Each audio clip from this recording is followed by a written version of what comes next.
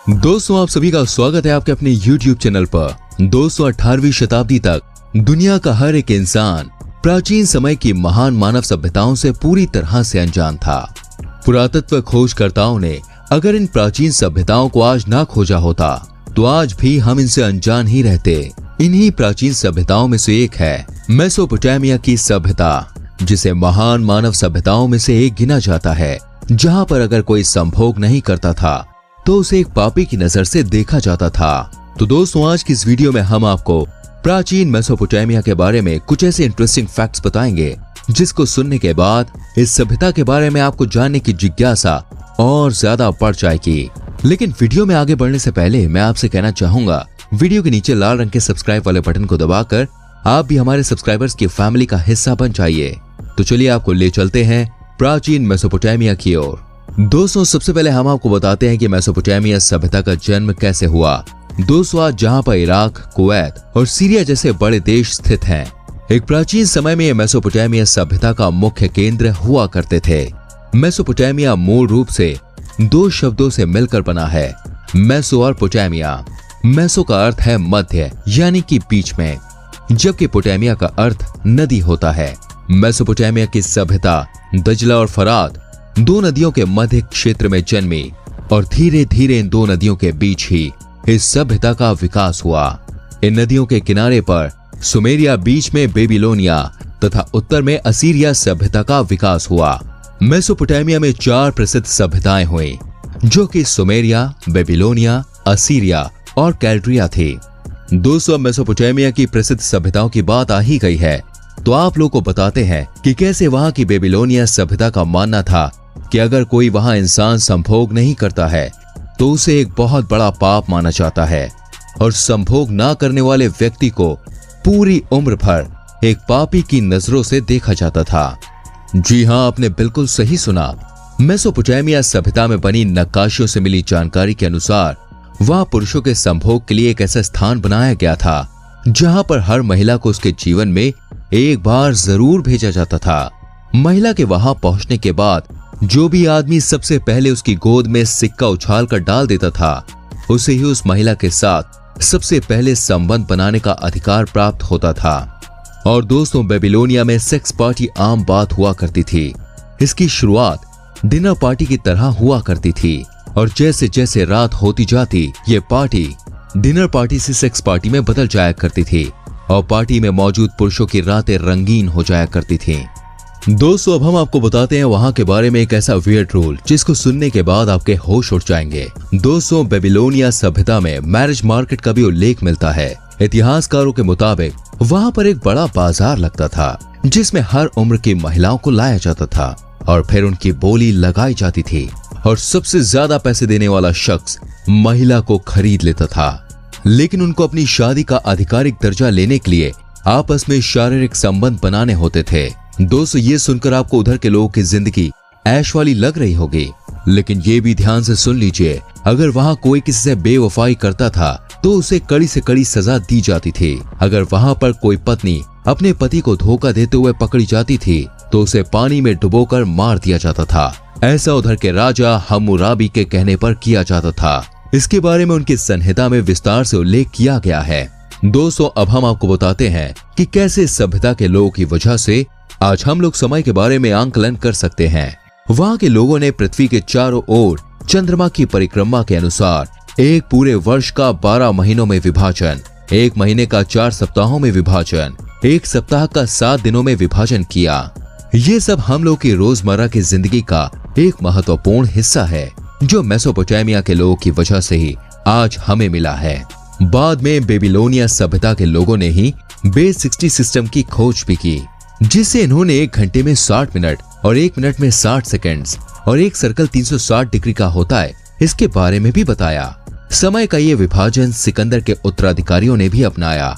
वहां से ये रोम और कई इस्लामिक देशों को पहुंचा और फिर मध्य युग के यूरोप में पहुंचा और फिर धीरे धीरे करके इसे पूरी दुनिया ने अपना लिया।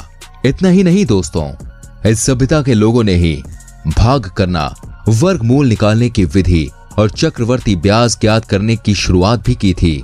प्राचीन मेसोपोटामिया की सभ्यताएं आर्किटेक्चर के लिए बहुत ही ज्यादा जानी जाती थी। उस समय के शासकों ने बहुत ही शानदार और विशालकाय इमारतों का निर्माण करवाया था, जिनमें से बहुत सी इमारतों का उपयोग ये पूजा स्थल के रूप में किया करते थे और बहुत सी इमारतों को बगीचों के रूप में इस्तेमाल किया करते थे। दोस्तों, अब हम आपको बताते हैं इस सभ्यता के दौरान तैयार हुई एक ऐसी इमारत के बारे में जिसे प्राचीन समय के 7 अजूबों में से एक माना जाता था। हम बात कर रहे हैं हैंगिंग गार्डन के बारे में। 206वीं शताब्दी में न्यू बेबीलोनिया के राजा नबूकदनेस्सर द्वितीय ने अपनी पत्नी अमाइटिस को खुश करने के लिए इस हैंगिंग गार्डन का निर्माण करवाया था। इस हैंगिंग गार्डन को बनाने के पीछे भी एक प्रेम प्रसंग छुपा हुआ है। बात दरअसल ये थी, जब रानी अमाइटिस की शादी राजा नबूकदनेस्सर द्वितीय के साथ हुई तो रानी अपने महल में अपने घर के पहाड़ों और हरे भरे पेड़ पौधों को याद किया करती थी और उदास रहती थी, जिसके बाद राजा ने एक ऐसा बाग बनाने का निर्णय लिया जो बिल्कुल पहाड़ के जैसा लगे और साथ ही जिसमें हरे भरे पेड़ पौधे भी शामिल हों। जिसके बाद दोस्तों ये गार्डन बनके तैयार हुआ। इस एक गार्डन में ही कई अनेक गार्डन्स मौजूद हैं, परंतु समय की विषम परिस्थितियों ने इस विचित्र अजूबे को दफन कर दिया और एक भूकंप के कारण ये बगीचा नष्ट हो गया। वैसे दोस्तों, प्राचीन मेसोपोटामिया की एक खास बात और थी, यहाँ शिक्षा प्रणाली बहुत ही ज्यादा डेवलप्ड थी और इधर के लोगों ने पढ़ने लिखने के लिए एक लेखन प्रणाली का भी विकास किया था। मेसोपोटामिया के लोग मिट्टी की पट्टिकाओं पर लिखा करते थे। लिखने के लिए सबसे पहले ये लोग चिकनी मिट्टी को गीला किया करते थे, फिर उसे गूंद कर एक ऐसे आकार की पट्टी का आकार देते थे जिसे वो हाथ में अच्छे से पकड़ सके। वो सावधानी पूर्वक उस मिट्टी की पट्टी को चिकना बना देता था, फिर वो उसमें सरकंडे की तीली की पैनी नोक से उस मिट्टी की गीली चिकनी सतह पर किला आकार चिन्ह बना देते थे और फिर इन मिट्टी की पट्टिकाओं को धूप में सुखाकर मजबूत किया जाता था और फिर जब उन पर लिखा हुआ किसी काम का नहीं रहता था तो फिर उस पट्टिका को फेंक दिया जाता था। इस लेखन प्रणाली को क्यूनिफॉर्म के नाम से जाना जाता था। मेसोपोटामिया की खुदाई स्थल पर हजारों पट्टिकाओं के साथ कई ऐसी चीजें मिली जिनसे आज हम मेसोपोटामिया की सभ्यता के बारे में इतना सब कुछ जान पाए। और ये शानदार नक्काशियां जो आप देख रहे हैं, ये असल में इंसानों के द्वारा लिखी गई सबसे पुरानी लिखाइयों में से एक है। मेसोपोटामिया के लोग बहुत ज्यादा आस्तिक थे और कई देवी देवताओं की पूजा भी किया करते थे। उस समय में देवताओं की श्रेणियां भी हुआ करती थी, जिसमें सबसे बड़े देवता को उससे छोटे देवता पूजा करते थे। इस श्रेणी में सबसे आखिर में मनुष्य आता था, जिसे सबको पूजना होता था और सबकी आज्ञा का पालन भी करना होता था। दोस्तों, अब मैं आपको बताता हूँ कि कैसे इस सभ्यता से ही कृषि की शुरुआत हुई। मेसोपोटामिया में ही 6000 से 7000 ईसा पूर्व के बीच खेती की शुरुआत हुई थी, लेकिन उस समय पशुपालन को खेती की तुलना में ज्यादा सहज माना जाता था और इस सभ्यता के लोगों ने ही दूध का इस्तेमाल करके दूध के उत्पादन बनाने की शुरुआत की थी। दोस्तों, अब हम आपको बताते हैं यहाँ के बारे में एक बड़ा ही अजीब नियम। दरअसल प्राचीन मेसोपोटामिया में वैश्यावृत्ति का बहुत बड़ा कारोबार हुआ करता था, जो सिर्फ उच्च वर्ग के लोगों के लिए ही होता था। जी हाँ, यहाँ पर उच्च वर्ग के लोगों को ही छूट थी कि वो बहुविवाह भी कर सकते हैं। इसके साथ ही अगर किसी महिला का पति किसी भी कारण की वजह से मर जाता था तो उसके पति की संपत्ति बेचने का अधिकार भी उसकी विधवा औरत को हुआ करता था। वहाँ पर शादी के बाद पर्दा प्रथा केवल वहाँ के राजघरानों की महिलाओं तक ही सीमित थी। दोस्तों, अब हम आपको बताते हैं कि कैसे मेसोपोटामिया सभ्यता का अंत हुआ।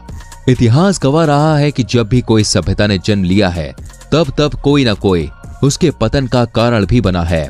अलेक्जेंडर द ग्रेट ने 331 ईसा पूर्व में मेसोपोटामिया पर हमला कर वहां की सभ्यता को नष्ट कर दिया और वहां पर ग्रीक संस्कृति का प्रचार प्रसार किया, जिस कारण से प्राचीन मेसोपोटामिया के लोग अपनी परंपराएं और अपने जीवन दर्शन को खो बैठे।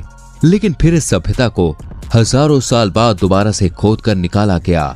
तो दोस्तों, ये है प्राचीन इतिहास की एक जानकारीपूर्ण वीडियो जिसमें हमने आपको मेसोपोटामिया सभ्यता के बारे में बताने की कोशिश की। उम्मीद करते हैं ये जानकारी आपको पसंद आई होगी। अगर वीडियो अच्छी लगी तो इसको लाइक करें, चैनल को सब्सक्राइब करें, बेल आइकन प्रेस करें ताकि आपसे आने वाली वीडियो बिल्कुल भी मिस ना हो। साथ ही आपसे रिक्वेस्ट करते हैं इस वीडियो को अपने दोस्तों के संग शेयर करना बिल्कुल ना भूलें, क्योंकि इस तरह के वीडियोस को आप तक लाने में हमारी टीम दिन रात मेहनत करती है। बाकी वीडियो के बारे में आपकी कोई राय है तो नीचे कमेंट कीजिए। धन्यवाद।